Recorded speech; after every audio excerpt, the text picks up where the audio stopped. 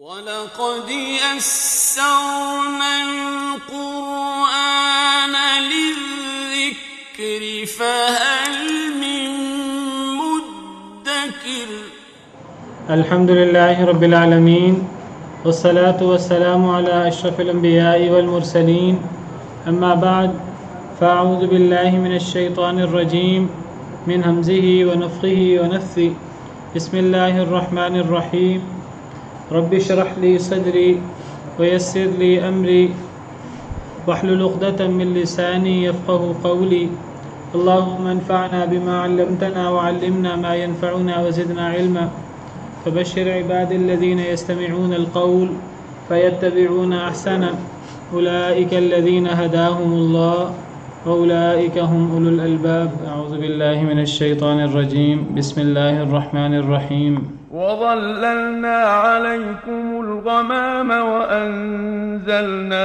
عليكم المن والسلوى كلوا من طيبات ما رزقناكم وما ظلمونا ولكن كانوا أنفسهم يظلمون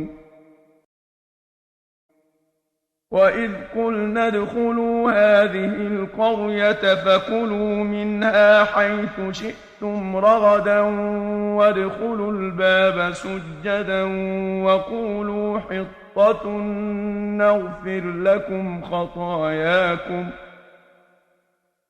وسنزيد المحسنين فبدل الذين ظلموا قولا غير الذي قيل لهم فأنزلنا على الذين ظلموا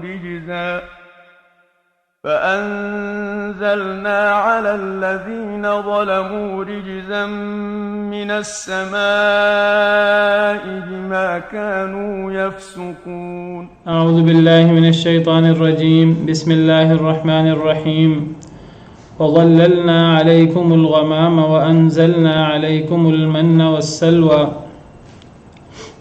وظللنا اور ہم نے سایہ کر دیا علیکم تمہارے اوپر اے بنی اسرائیل مخاطب ہیں نبی کریم صلی اللہ علیہ وسلم کے دور کے بنی اسرائیل، تو اللہ تعالیٰ ان کو مخاطب کرتے ہوئے فرما رہے ہیں، انہیں اپنے احسانات یاد دلا رہے ہیں۔ اللہ کے ان احسانات کے جواب میں تم نے، تمہارے آباء و اجداد نے کیا کیا، انہیں کیا کرنا چاہیے تھا، تمہیں کیا کرنا چاہیے، اللہ کا شکر ادا کرنا چاہیے۔ تمہارے آباء و اجداد کو بھی اللہ کا شکر ادا کرنا چاہیے تھا، اللہ اور اللہ کے رسولوں کے احکامات پر عمل کرنا چاہیے تھا۔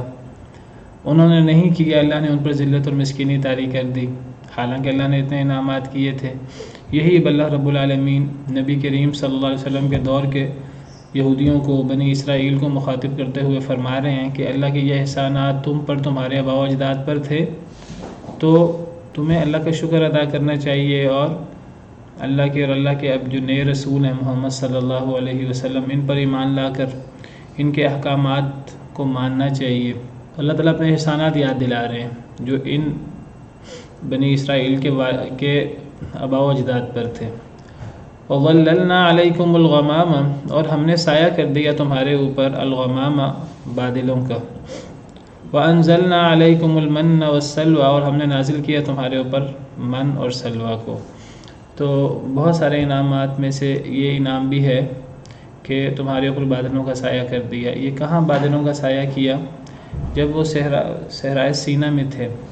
اصل میں جب اللہ رب العالمین نے بنی اسرائیل کو نجات دی ہے مصر میں فرعون اور آل فرعون کے ظلم سے، تو وہ وہاں سے نکلے ہیں۔ تو آپ کو پتہ ہے کہ وہ نکلے ہیں حضرت موسیٰ علیہ السلام اللہ کے حکم سے ان کو لے کر، کہا جاتا ہے، اللہ کو بہتر پتہ ہے کہ تقریباً 6 لاکھ کی تعداد تھی۔ تو پیچھے فرعون کی قوم لگ گئی، فرعون اس کے لشکری لگ گئے، ان کے پاس ہر قسم کے وسائل تھے۔ تو اب آگے سمندر آ گیا اور پیچھے جو ہے وہ فرعون کا لشکر۔ تو پھر اب اس سمندر کے اندر حضرت موسیٰ علیہ السلام نے اللہ کے حکم سے عصا مارا تو اس کے اندر رستے بن گئے، تو ان رستوں سے بنی اسرائیل انہوں نے اس کو کراس کر لیا۔ تو جب فرعون کے لشکروں نے دیکھا کہ رستے بنے ہوئے ہیں تو پھر وہ بھی ان رستوں پر چلے، انہی کے پیچھے انہوں نے کہا کہ یہ رستے اسی طرح بنے رہیں گے، وہ بھی پیچھے چلے۔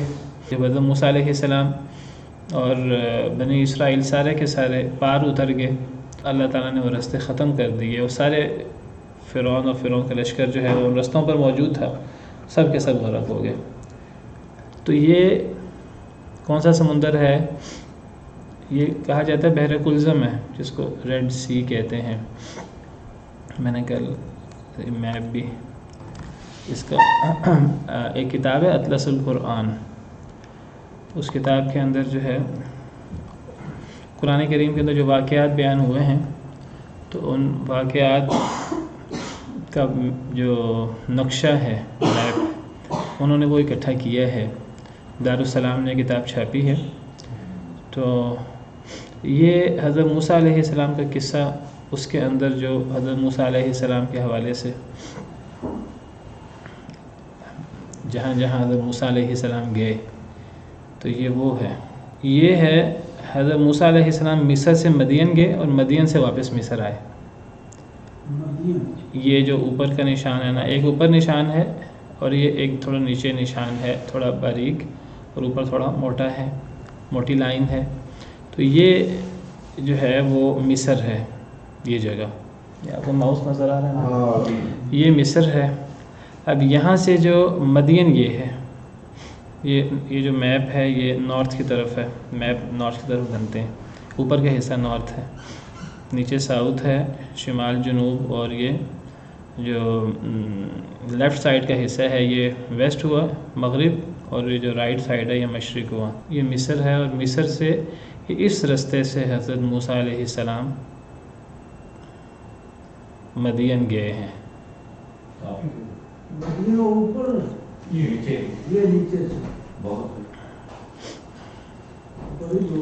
ٹھیک ہے جی، اور جو واپس آئے ہیں مدین سے، آج کل کون سے علاقے میں بنتا ہے؟ میں نے وہ جو ہے نا کل آج وہ نکال لیتے ہیں، آج بھی وہ میپ نکال لیتے ہیں، وہ کافی اس سے سمجھ آ جاتی ہے، گوگل کا میپ نکال لیتے ہیں۔ یہ آگے جی، یہ دیکھیے یہ ہے، یہ مصر ہے نا، قاہرہ۔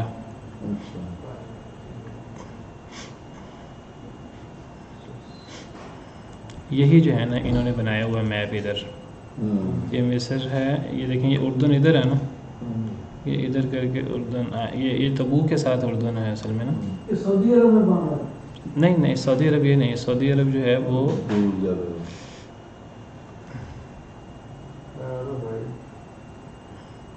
یہ تبوک ہے، یہ سعودی عرب کا علاقہ ہے۔ یہ آگے جو ہے نا تو یہ تھوڑا سا راستہ ہے، یہ سعودی عرب ہے، یہ سعودی عرب ہے۔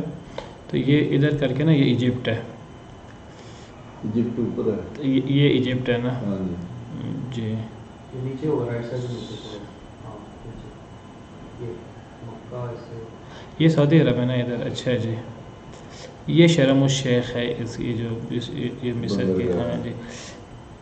یہ جو ہے نا آپ سمجھیے یہاں کر کے مصر ہے، اور ادھر کر کے جو ہے نا وہ مدین ادھر کر کے ہے۔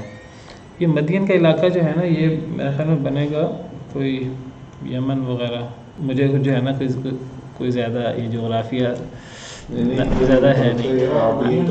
اچھا بہرحال یہ جو انہوں نے میپ بنایا ہوا ہے نا، یہ دارالسلام والوں نے، یہ مصر بنایا ہوا ہے، اور یہ ادھر عرب ہے، سعودی عرب۔ یہ اردن ہے، یہ اردن سعودی عرب، یہ جو تبوک کا ہے نا بارڈر، وہاں سے آگے اردن آتا ہے، اور اردن کے قریب یہاں فلسطین ہے، یہ اوپر فلسطین القدس ہے۔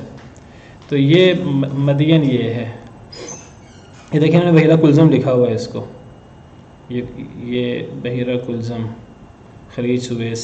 تو یہاں سے حضرت موسیٰ علیہ السلام مدین گئے ہیں، یہ درمیان سے حضرت موسیٰ علیہ السلام یہ درمیان سے مدین گئے ہیں، اور جو واپس آئے ہیں وہ واپس تھوڑا سا لمبے راستے سے آئے ہیں، وہ یہاں کر کے واپس آئے۔ اچھا، اب جب حضرت موسیٰ علیہ السلام بنی اسرائیل کو لے کر گئے ہیں، جو انہوں نے بحیرہ عبور کیا ہے، سمندر جو رستے میں آیا، جب وہ مدین گئے ہیں وہ تو خشکی کے راستے گئے ہیں درمیان میں. یہ پورا سمندر ہے ادھر، یہ سمندری علاقہ ہے، پانی ہے، اور یہ چھوٹا سا بحیرہ سا ہے. تو جب مدین گئے وہ تو درمیان سے گئے ہیں یہاں خشکی کے راستے سے اور واپس آئے ہیں. اچھا، لیکن جب پھر بنی اسرائیل کو لے کر گئے ہیں نا، وہ یہ ہے، جو بنی اسرائیل کو لے کر گئے ہیں نا، یہاں سے وہ یہ نہیں، یہ نہیں سمندر وہ اوپر ہے تھوڑا سا.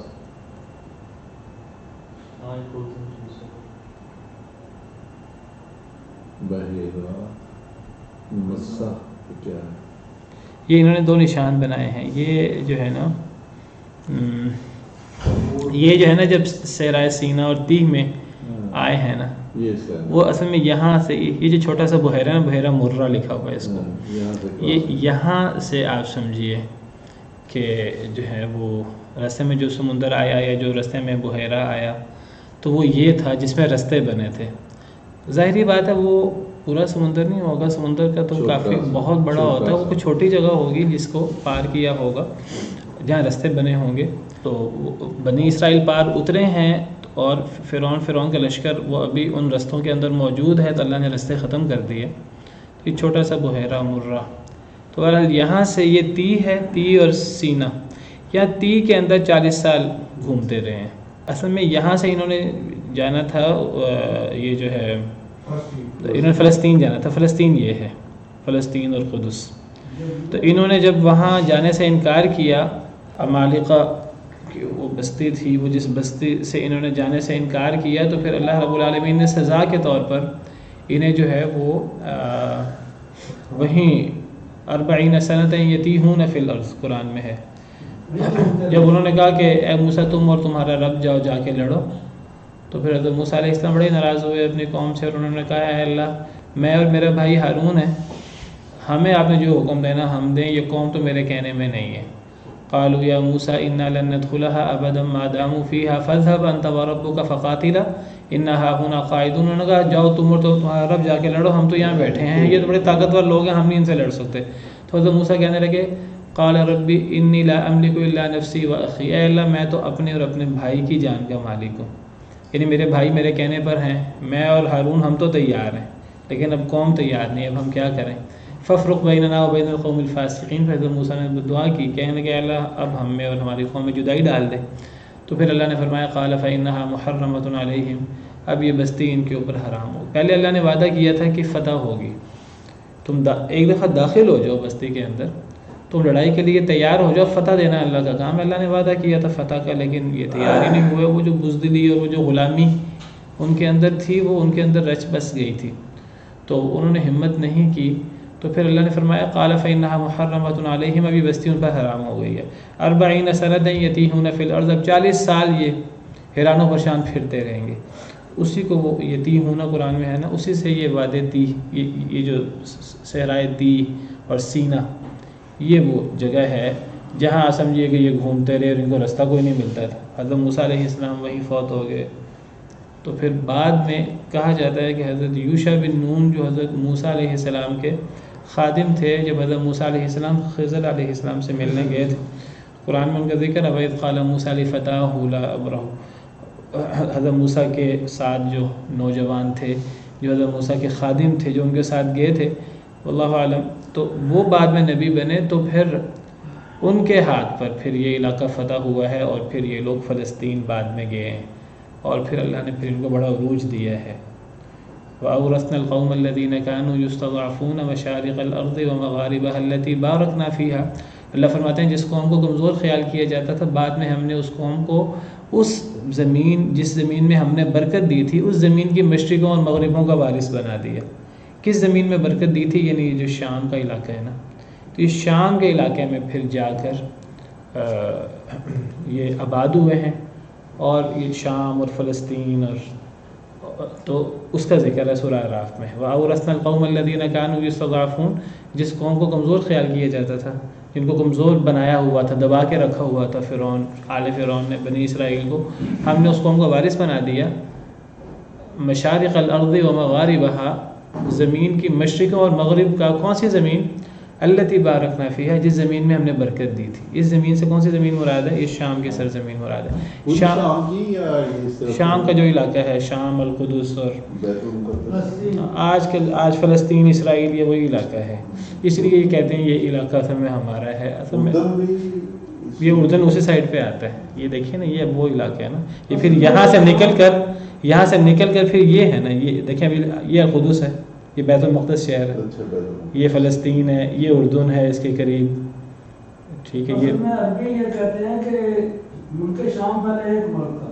ہاں جی، کافی بڑا علاقہ تھا. بنا دیے گئے لبنان، اردن، فلسطین اور دمشق، یہ جی. شام. تو پہلے یہ پورا ایک سیریا، پہلے یہ جو شام کا علاقہ نبی صلی اللہ علیہ وسلم کے دور میں یہ کافی بڑا علاقہ تھا.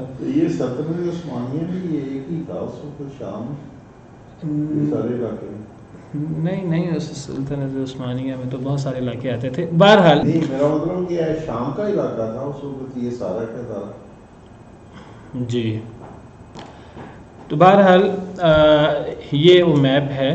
تو وَظَلَّلْنَا عَلَيْكُمُ الْغَمَامَ، یہ جو آیت ہے قرآن کریم کی، ہم نے سایہ کر دیا ان کے اوپر بادلوں کا. یہ سایہ کہاں ہوا؟ یہ اسی صحرائے سینا میں اور وادی تیہ میں جو ہے یہ اللہ نے ان کے اوپر سایہ کر دیا تھا. وَأَنزَلْنَا عَلَيْكُمُ الْمَنَّ وَالسَّلْوَىٰ، اور ہم نے نازل کیا تمہارے اوپر من اور سلوہ. یہ من اور سلوہ جو نازل ہوا تھا یہ بھی اسی صحرا میں. اب یہ کب نازل ہوا تھا؟ بعض مفسرین کہتے ہیں کہ یہ جو اللہ نے ان کو کہا تھا کہ جہاد کرو اور فلاں بستی میں داخل ہو جاؤ، تو انہوں نے انکار کیا. تو انکار کے بعد ابھی جو وادی تیہ میں رہے تو پھر وہ 40 سال بھٹکتے رہے. اب وہاں نہ پانی تھا نہ کھانا تھا، تو پھر اللہ نے، اور وہ صحرا تھا، اب صحرا کے اندر درخت وغیرہ اور یہ چیزیں بھی نہیں ہوتی. اب سایہ کہاں سے حاصل کریں، کھانا پینا کہاں سے لیں، تو رستہ تو ملتا کوئی نہیں تھا. تو یہ اس دور کی بات ہے. بعض مفسرین کہتے ہیں کہ نہیں، موسیٰ علیہ السلام کے دور کے بعد کی بات ہے. بعض کہتے ہیں کہ نہیں، یہ ابھی اس واقعے سے پہلے کی بات ہے. اب جب وہ بحیرہ کلزم وغیرہ کا وہ جو بحیرہ مرہ ہے یا وہ جہاں سے وہ نکلے، تو اس کے بعد ابھی اس واقعہ ہونے سے پہلے. بہرحال اللہ کو بہتر پتہ ہے یہ واقعہ ہوا ہے، جب بھی ہوا ہے اللہ کو بہتر پتہ کب ہوا ہے. تو اللہ نے بادلوں کا سایہ کر دیا. بادل ہر وقت آپ سمجھیے کہ ان کے اوپر رہتا تھا. اور اللہ نے من اور سلوہ نازل کیا. من کیا ہے؟ من جو ہے وہ میٹھی چیز ہے. بعض مفسرین کہتے ہیں کوئی شہد کی طرح کی چیز ہے. بعض کہتے ہیں کہ یہ میٹھا پانی ہے. بعض کہتے ہیں یہ اوس ہوتی تھی جو رات کو ٹھنڈ ہوتی ہے صحرا کے اندر، تو وہ اوس جو اترتی ہے تو وہ اوس جو ہے نا وہ گوند سی بن کر جو ہے نا وہ تھوڑی جم جاتی تھی. تو وہ ایک کھانے والی چیز ہوتی تھی اور وہ میٹھے کا کام کرتی تھی. سلوہ جو ہے یہ پرندہ تھا بٹیر کی طرح کا. تو یہ اس کا گوشت تھا. تو یہ آ جاتے تھے پرندے آ جاتے تھے تو یہ پرندوں کو شکار کر لیتے تھے. وہاں پرندے کیسے آئیں اور جو ہے نا وہ، لیکن اللہ کی طرف سے یہ من اور سلوہ جو ہے وہ اللہ نے ان کے واللہ عالم سے کیا تفصیلات ہیں، یہ اللہ نے ان کے لیے انتظام کیا گوشت کا اور من کا. حدیث میں آتا ہے، حدیث مبارکہ میں، کہ یہ جو کھمبی ہوتی ہے ایک، ہاں بعض حدیث میں یہ من میں سے ہے. بعض حدیث میں یہ بھی صحیح حدیث ہے، صحیح بخاری کی شاید ہے. اس کو القمع کہتے ہیں عربی زبان میں، من المن. صحیح بخاری کی حدیث ہے. اور یہی جو آیت ہے، اسی آیت کے ضمن میں امام بخاری نے وَظَلَّلْنَا عَلَيْكُمُ الْغَمَامَ وَأَنزَلْنَا عَلَيْكُمُ الْمَنَّ وَالسَّلْوَىٰ. ابھی امام مجاہد کہتے ہیں المن صمغۃ والسلوى الطیر. امام مجاہد جو حضرت ابن عباس کے خاص شاگرد ہیں، کہتے ہیں سلوہ یہ پرندہ ہے. اچھا، اس میں آگے جا کر حضرت سعید بن زید وہ کہتے ہیں نبی صلی اللہ علیہ وسلم نے فرمایا الکمأۃ من المن. کمأ یہ کھمبی کو کہتے ہیں. وماؤها شفاء للعین، اور اس کا پانی، یہ جو کھمبی ہے اس کا پانی آنکھوں کی شفا ہے، آنکھوں کے لیے شفا ہے. اور یہ من سے ہے. یہ من سے ہے کیا مطلب؟ یہ کھمبی کو کیسے من قرار دیا گیا؟ تو یہ کھمبی کو شاید اس لیے من قرار دیا گیا، بعض محدثین نے لکھا ہے کہ یہ کھمبی جو ہے یہ خود بخود پیدا ہو جاتی ہے، اس کے لیے کوئی بہت زیادہ اہتمام نہیں کرنا پڑتا.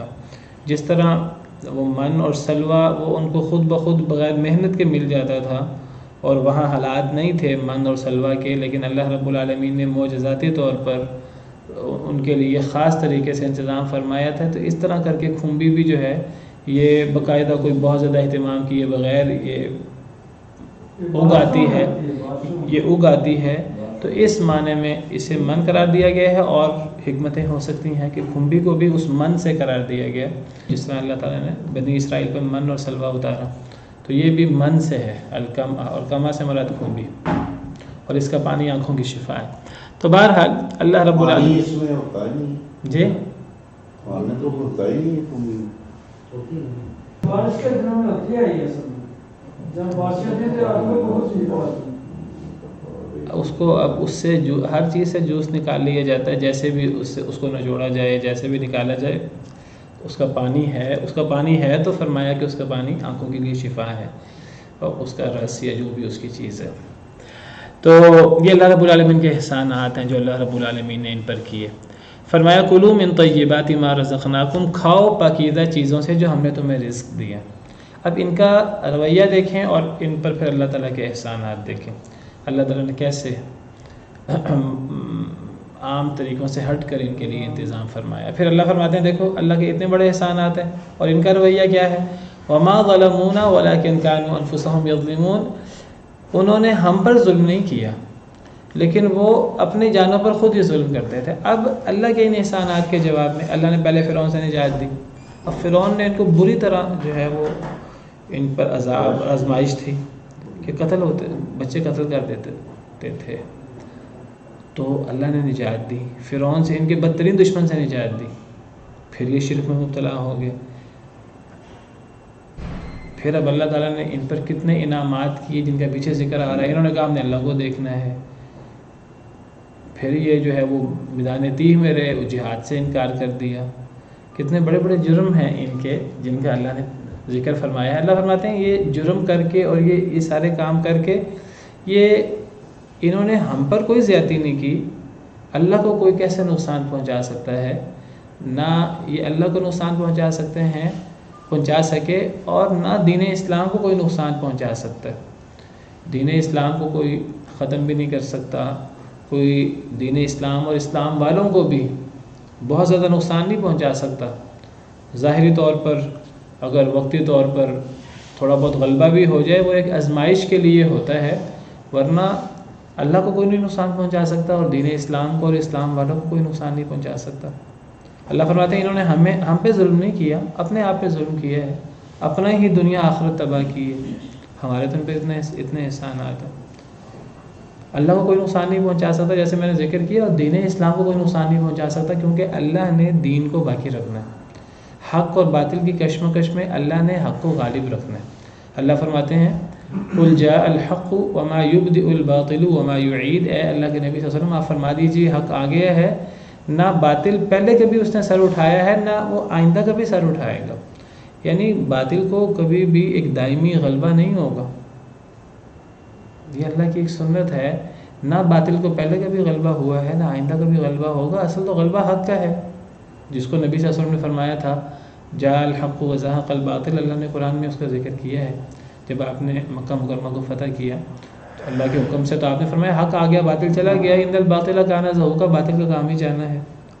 اور قرآن کریم میں اللہ تعالیٰ فرماتے ہیں یہودیوں کے حوالے سے کہ جتنے مرتبہ بدبخت ہو جائیں لن یضرکم الا اذی، یہ تمہیں تکلیف نہیں دے سکتے، تمہیں نقصان نہیں دے سکتے یا مسلمانوں مگر تھوڑی سی تکلیف.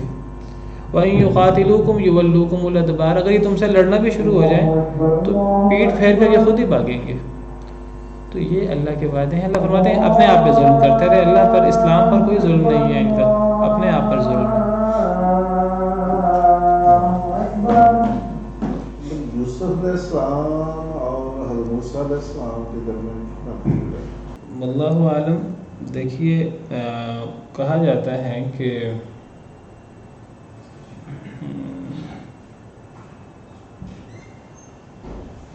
حضرت عیسیٰ اور ہمارے درمیان اب 2000 سال کا فاصلہ ہے. تو حضرت عیسیٰ علیہ السلام اور حضرت ابراہیم علیہ السلام میں اللہ عالم شاید کوئی 4-5 ہزار سال کا فاصلہ ہے. نبی صلی اللہ علیہ وسلم نبی صلی اللہ علیہ وسلم سے حضرت ابراہیم تک 4000 سال کا. تو دیکھ لیجیے 3-3.5 سال کا فاصلہ. 571 سال وہ تو 571 سال ہے نا. تو اب حضرت یوسف علیہ السلام حضرت ابراہیم علیہ السلام کے پڑپوتے ہیں. ٹھیک ہے. اب حضرت موسیٰ علیہ السلام اور حضرت عیسیٰ علیہ السلام میں کتنا فرق ہے؟ یہ بھی بہت زیادہ فرق ہے. حضرت موسیٰ علیہ السلام کے بعد بہت زیادہ انبیاء آئے ہیں. وَلَقَدْ أَرْسَلْنَا مُوسَى الْكِتَابَ وَقَفَّيْنَا مِن بَعْدِهِ بِالرُّسُلِ سورہ بقرہ میں ہے. ہم نے موسیٰ علیہ السلام کو کتاب دی اور ہم نے ان کے بعد پھر لگاتار رسول بھیجے. ویسے ایک جگہ پر میں نے پڑھا 40,000 نبی آئے ہیں. اب اللہ کو بہتر پتہ ہے. تو اللہ فرماتے ہیں وَلَقَدْ آتَيْنَا مُوسَى الْكِتَابَ وَقَفَّيْنَا مِن بَعْدِهِ بِالرُّسُلِ وَآتَيْنَا عِيسَى ابْنَ مَرْيَمَ الْبَيِّنَاتِ. حضرت موسیٰ کا ذکر کیا, حضرت عیسیٰ کا ذکر کیا اور درمیان میں فرمایا ہم نے پے در پے رسول بھیجے. اب وہ کتنے ہیں اصل تعداد کا اللہ کو پتہ ہے. تو حضرت داؤد علیہ السلام حضرت موسیٰ علیہ السلام کے بعد ہیں, کیونکہ دوسرے پارے کے آخر میں حضرت موسیٰ علیہ السلام کے بعد وہ نبی تھے. تو جن نبی کے دور میں حضرت طالوت کو بادشاہ بنایا گیا اور حضرت طالوت کے لشکر میں حضرت داؤد علیہ السلام ایک سپاہی کے طور پر تھے اور انہوں نے جالوت کو قتل کیا تھا. دوسرے پارے کے آخر میں ذکر ہے.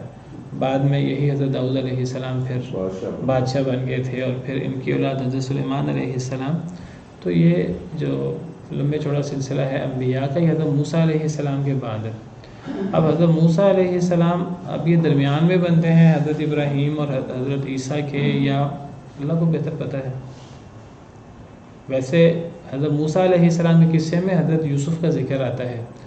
حضرت موسیٰ علیہ السلام کے دور میں وہ جو ایک مومن شخص تھا جس نے اپنا ایمان چھپایا ہوا تھا, جب اس نے اپنے قوم کو نصیحت کی نا, تو اس نصیحت میں یہ آیت موجود ہے کہ اس نے کہا وَلَقَدْ جَاءَكُمْ يُوسُفُ مِن قَبْلُ بِالْبَيِّنَاتِ فَمَا زِلْتُمْ فِي شَكٍّ مِّمَّا جَاءَكُمْ بِهِ. یوسف بھی آئے تھے تم سے پہلے, تو تم حضرت یوسف کے بارے میں شک میں مبتلا رہے. حتیٰ اذا هلك قلتم لن يبعث الله من بعده رسولا, حتیٰ کہ جب حضرت یوسف ہلاک ہو گئے تو تم نے کہا اب اللہ ان کے بعد کوئی نبی نہیں بھیجیں گے.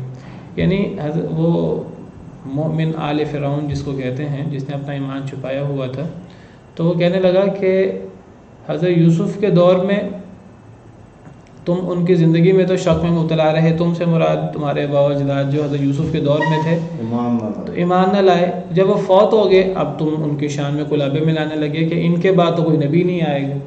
یہی ایک تو گویا کہ اس کے کہنے کا مطلب یہ تھا کہ موسیٰ علیہ السلام اللہ کے نبی ہیں, ان پر ایمان لے آؤ, ان کی زندگی میں شک کرتے رہو, بعد میں تم پھر ان کی شانیں بیان کرتے رہو. یہود کا یہی طریقہ کار ہے.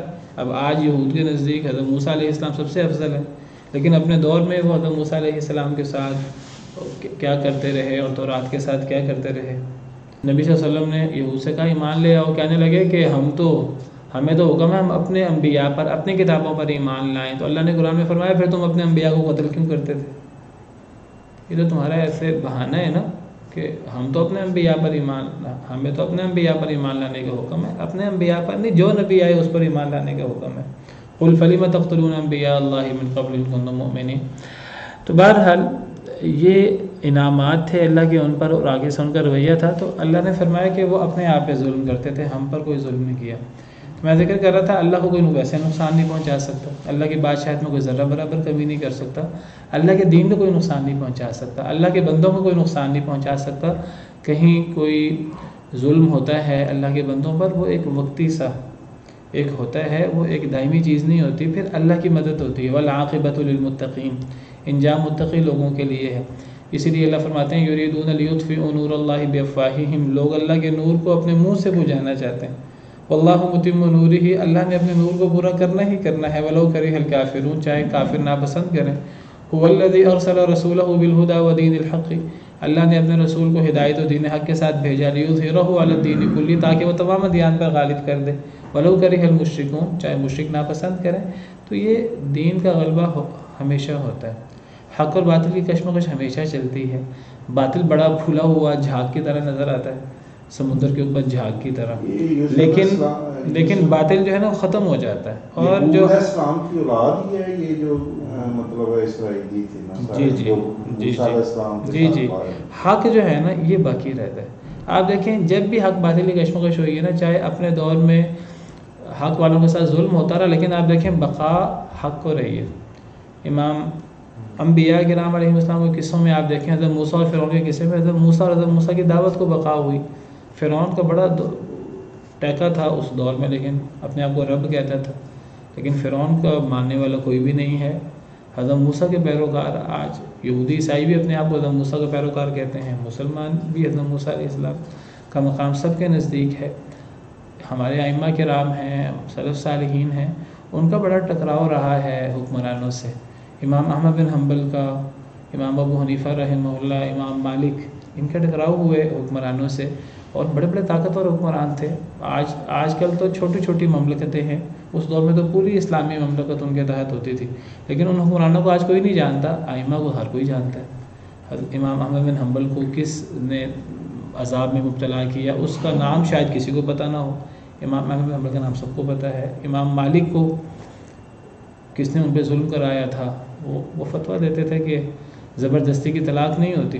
حکمران کہتا تھا کہ نہیں آپ فتویٰ دیں کہ زبردستی کی طلاق ہو جاتی، کیونکہ حکمران یہ کام کرتے تھے. امام مالک کہتے تھے میں فتویٰ کیسے دے سکتا ہوں، زبردستی کی طلاق نہیں ہوتی.